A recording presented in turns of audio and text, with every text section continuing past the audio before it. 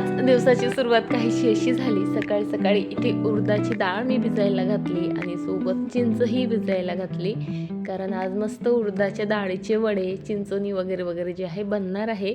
म्हणजे आमच्याकडे तरी अक्षय तृतीयेला या दोन पदार्थांचा विशेष मान असतो. सो चला, गुड मॉर्निंग. आता सकाळी सकाळी आंघोळ केली आणि त्यानंतर जे आहे आधी मी जे सर्व झाडं आहे त्यांना पाणी देते आहे, कारण आज इतका बिझी जाणार आहे दिवस. त्यानंतर मग आठवण येईल का नाही माहीत नाही, म्हणून म्हटलं सकाळी सकाळी यांना छान पाणी देऊयात. म्हणजे दिवसभर ते कसे इतक्या तळपत्या उन्हातही तग धरतात. त्यानंतर पॅसेज क्लीन करायला घेतला तर मॅडमचं म्हणणं होतं, मम्मा हे सर्व कामं तू सोडून दे, मीच क्लीन करते. म्हटलं ठीक आहे बाबा. प्लांट तेवढं मी ते सांगत होती तिला की बाई असं क्लीन कर तसं क्लीन कर, कारण ना गार्डनमधल्या प्लांट्स जे आहेत ते बऱ्याचदा ना क्लीन केल्या जातात, पण या प्लांट्सचं जेव्हा मी पॅसेज क्लीन करते तेव्हाच क्लिनिंगचं जे आहे मुहूर्त निघत असतो. सो म्हणून माझं तिला चाललेलं, बाई म्हणजे प्लांट तेवढे व्यवस्थित क्लीन करशील.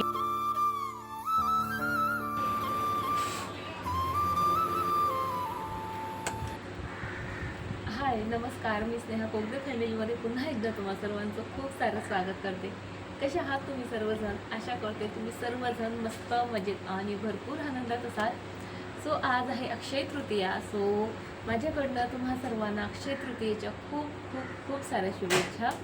तुमच्या आयुष्यात सुख, समृद्धी, धन सर्व सर्व सर्व अक्षय होऊ दे.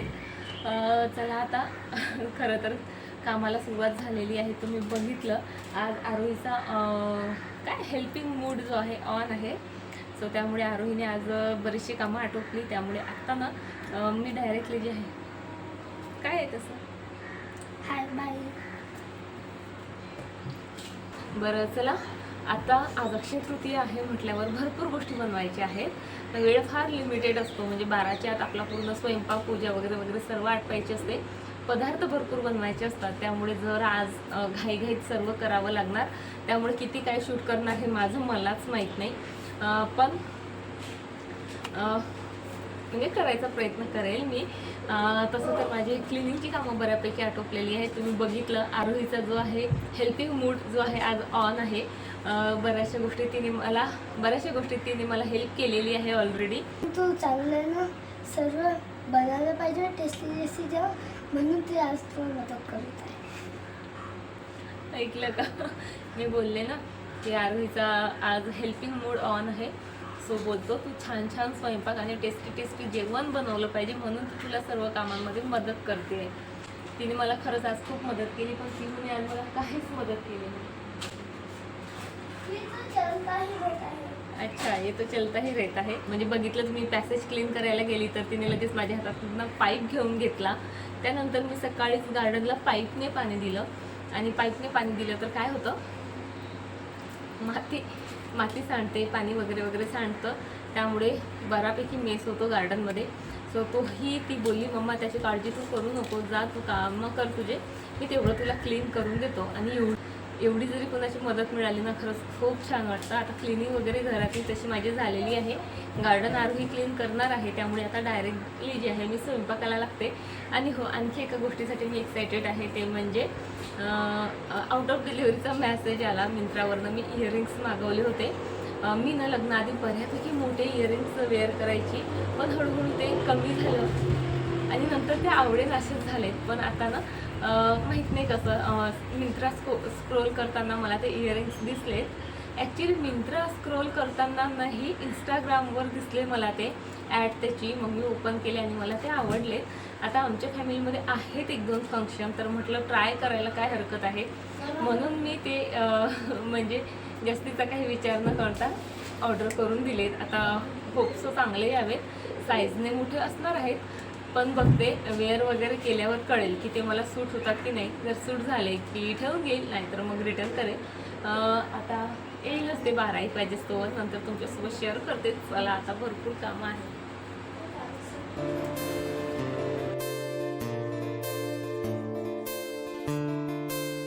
पहिलं काम तर मी हेच केलं, सर्वात आधी पुरण लावायला घेतलं. सो मी इथे 1.5 ग्लास जे आहे जवळपास हरभऱ्याची डाळ घेतली. एका ग्लासमध्ये पुरून उरतं, पण माझ्या पिहूला ना खूप जास्त आवडते पुरण, म्हणून मी जरा एक्स्ट्राच जे आहे पुरण बनवत असते. आणि मलाही पुरणपोळी प्रचंड आवडते, त्यामुळे 1-2 दिवस मला बनवून खाता येईल असं जे आहे मी पुरण बनवत असते. डाळ धुतली, त्यानंतर जे पाणी होतं ते झाडांना दिलं आणि लगेच डाळ शिजली बघा. आधी मी इथे चेक करत होती आणि त्या चेक करण्याच्या नादात जवळपास 2दा मला चटकाही लागला. सो छान डाळ शिजून आली. त्यानंतर लगेच जे आहे त्यामध्ये आता मला घालायचं आहे साखर. सो 1.5 ग्लाससाठी मी 1 ग्लासला थोडी कमी अशी जी आहे साखर घालत असते, किंवा तुम्ही गूळही घालू शकता. पण पिहूला गूळ आवडत नाही, त्यामुळे मग आम्हाला म्हणजे पर्याय नसतो.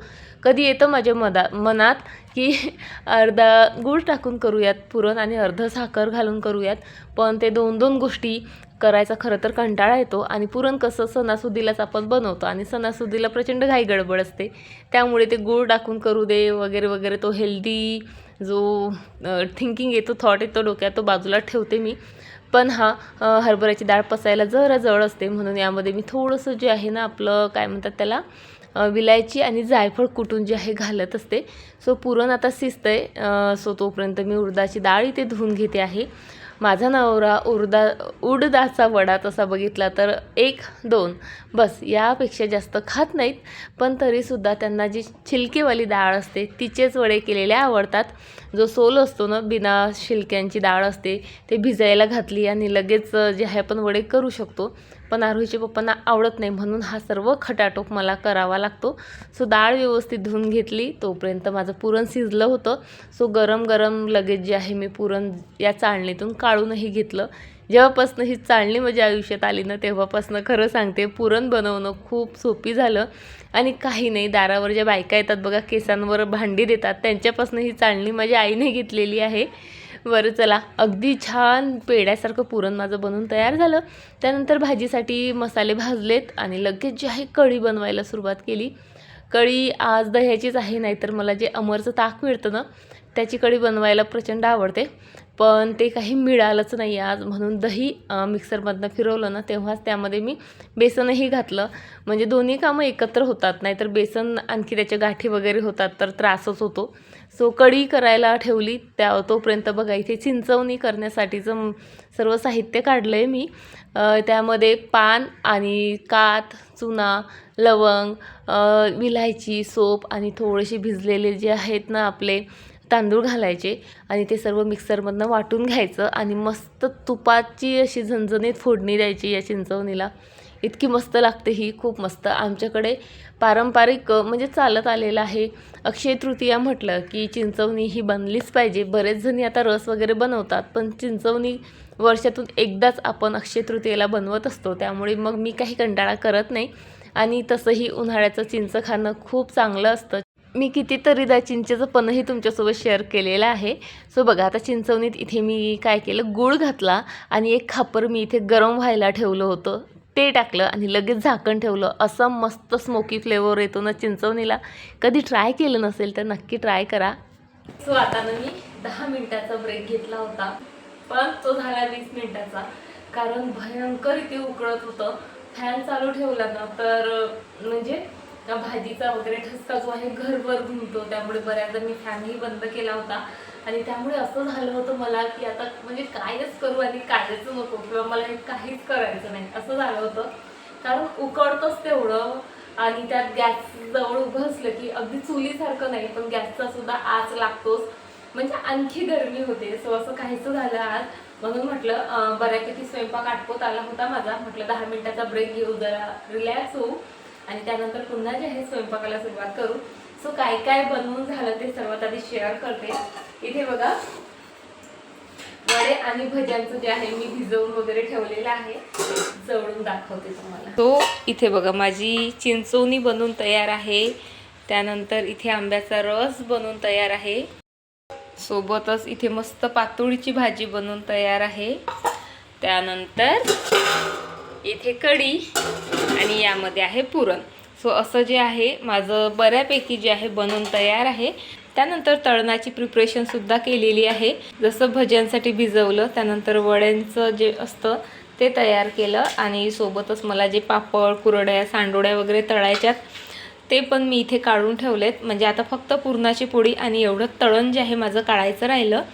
तळण मी जास्त काढणारच नाही. तुम्ही बघितलं जसं एकच पापड घेतला, 2-3 कुरडया, एकच सांडोळी, कारण सर्वांचं तेच आहे की ऑइली जास्त नको. सो चला आता पटपट जे आहे मी तेल ठेवलं इथे कढईमध्ये बघा. आता तळणाला सुरुवात करते आणि सोबत आधी तळून घेते, नंतर गरमागरम पुरणपोळी केली की देवाला नैवेद्य काढते. चला आता सर्व रेडी आहे. आता पोळ्या बनवायला घेते आणि म्हणजे तळण झालं आहे तसं माझं अर्ध काढून, अर्ध म्हटलं पोळी करता करताही काढल्या जाईल. सो पुरणाची पोळी करताना ना मला आज म्हणजे एका गोष्टीची जाणीव झाली. जेव्हा माझी टम्म फुगलेली पुरणपोळी मी बघितली, म्हणजे हिला काहीच येत नाही किंवा तुला काहीच येत नाही पासूनचं तर तुला एवढं सर्व कसं जमतं गं, इथपर्यंतचा प्रवास जो आहे मला या म्हणजे टम्म फुगलेल्या पुरणपोळीवरनं आठवला. सुरुवातीला खरंच मला पुरणपोळी काय, छोट्या मोठ्या गोष्टीही जमत नव्हत्या आणि कुणाला जमत नसतात बघा. कोणतीही गोष्ट जेव्हा आपण शिकतो म्हटल्यापेक्षा जेव्हा त्याची प्रॅक्टिस करतो किंवा ती नेहमी केल्या जाते तेव्हा त्या गोष्टीमध्ये आपल्याला परफेक्शन येत जातं. पण लोकांच्या अपेक्षा तर तुम्हाला माहीत आहे, म्हणजे त्यांना वाटतं डोक्यावर अक्षता पडल्या म्हणजे ही बाई झाली आणि हिला सर्वच यायलाच पाहिजे. पण खरंच खूप छान वाटतं आता जेव्हा सर्व गोष्टी येतात आणि म्हणजे कौतुकही होतं त्या गोष्टीचं.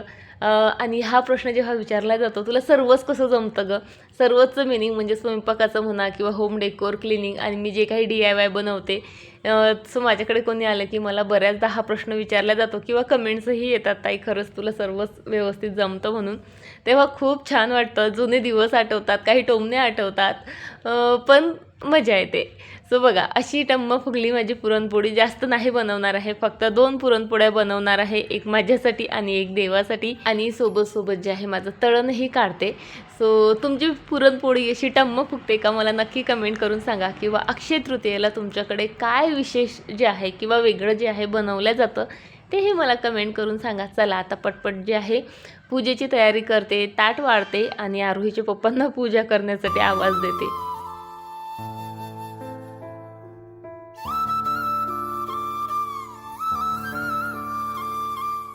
आणि आता हा एवढा पसारा फक्त आवरायचा आहे.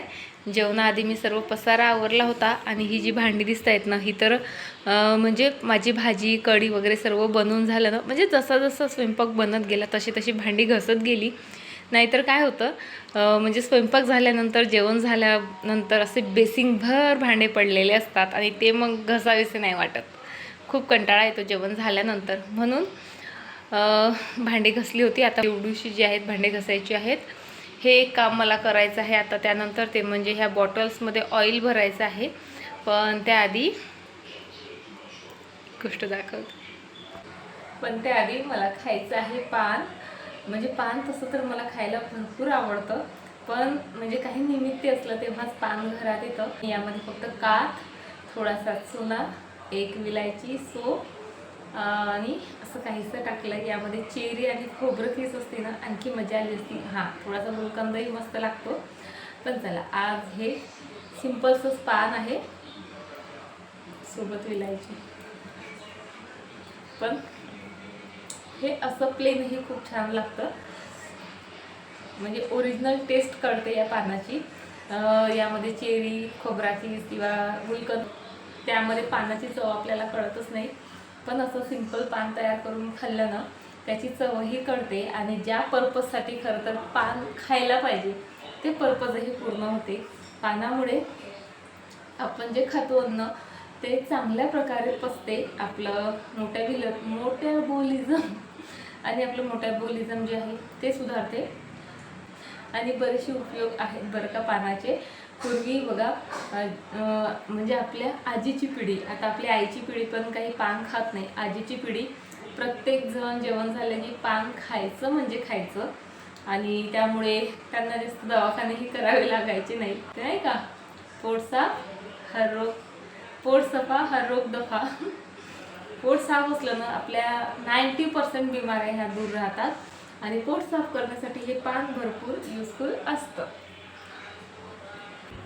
माहिती आहे का, कितीतरी महिन्यानंतर नाही वर्षानंतर मी आज पान खाल्लं, तुमच्यासोबत शेअर केलं. जसं पान तोंडात टाकलं ना, आधी काही नाही, पण अर्ध्या एक मिनिटांनी पण नाही, 20 ते 30 सेकंद नंतर तोंडात जळायला लागलं आणि मी असा विचार केला की कुठे काही फोड वगैरे असेल किंवा बऱ्याचदा स्किन आपली दाताखाली येते तिथे झोंबत असेल, कारण पानामध्ये लवंग वगैरे बऱ्याचशा गोष्टी असतात. सो मी असं विचार केलं आणि ते पान वेस्ट जाऊ नये म्हणून ना खात राहिली, मस्त एन्जॉय करून खात राहिली. असं मी पटपट खाल्लं आणि पाणी पिलं.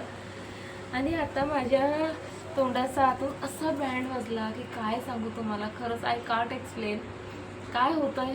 इतका त्रास होतो आहे, इतकं जळजळ होतं आहे. इव्हन पाणीही पिलेलं सहन नाही होत आहे आतमधून. तर म्हणजे असं पाणी पिलं की असं म्हणजे असं तव्यावर पाणी शिंपडलं की कसं होतं तसं काहीतरी फिलिंग्स येत आहेत मला.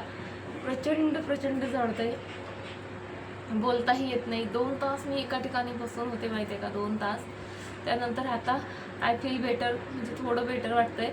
म्हणजे काय झालं कळतच नव्हतं खरं तर. आधी तर 1-1.5 तास मी म्हटलं ठीक आहे, पण नंतर सहन झालं नाही. आरोग्याची खूपच झोपून होते, त्यामुळे उठवू की नको असं माझं चाललेलं. पण जेव्हा सहन झालं नाही त्यांना उठवलं, म्हटलं बघा असं होत आहे.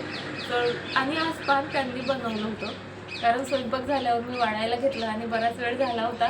त्यामुळे आरोहीच्या पप्पाला म्हटलं तुम्ही पान बनवा. आता त्यांना काही पान बनवायचा एक्सपिरियन्स नाही. त्यांनी काही चुना जास्त टाकला काय टाकला आणि त्यांना वाटलं नैवेद्याचंच पान आहे, थोडंफार एक्स्ट्रा झालं तरी काही होत नाही. आणि ते नैवेद्याचंच पान मी खाल्लं माहिती आहे का.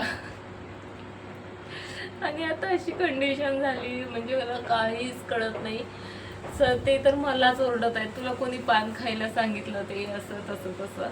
आधी चांगला बँड वाजलाय माझा, मी एक्सप्लेन नाही करू शकत. पाणी जरी पिलं तरी मी जसं सांगितलं झोंबत आहे. आणि आईने मला आता दही खायला सांगितलं. यांना उठवलं, म्हटलं यांना माहीत असेल पण यांना काही माहीत नाही. तर ते तर मलाच ओरडत आहेत कशाला खाल्लं. फायनली आता आईला फोन केला तर आई बोलली की तू दही खा किंवा आतलं तूप लाव. आता दही होतं घरात, मी मस्त असं फेटून घेतलं आहे. आता दही खात नाही, पिऊनच घेते. आणि त्यानंतर जर मला नाही बरं वाटलं ना तर मी मग पुन्हा आईने सांगितलं तसं तूपही लावेल. इवन मला बोलताही नाही येत आहे व्यवस्थित माहिती आहे का, सर्वकडून जळत आहे. चला आता दही खाते. आणि प्लीज तुम्हाला यावर काही उपाय माहीत असेल तर मला प्लीज सांगा. खरंच खूप जास्त त्रास होतोय, सहन शक्ती पलीकडे त्रास होतोय मला. सो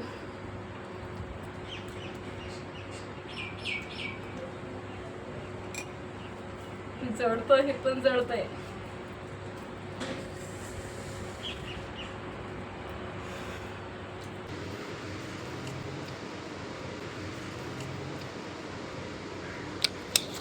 बघा पिऊची रिकामी कामं. इतकं सुंदर माझं रबर प्लांटचं झाड वाढतंय आणि याला असं मधातनं कट केलं.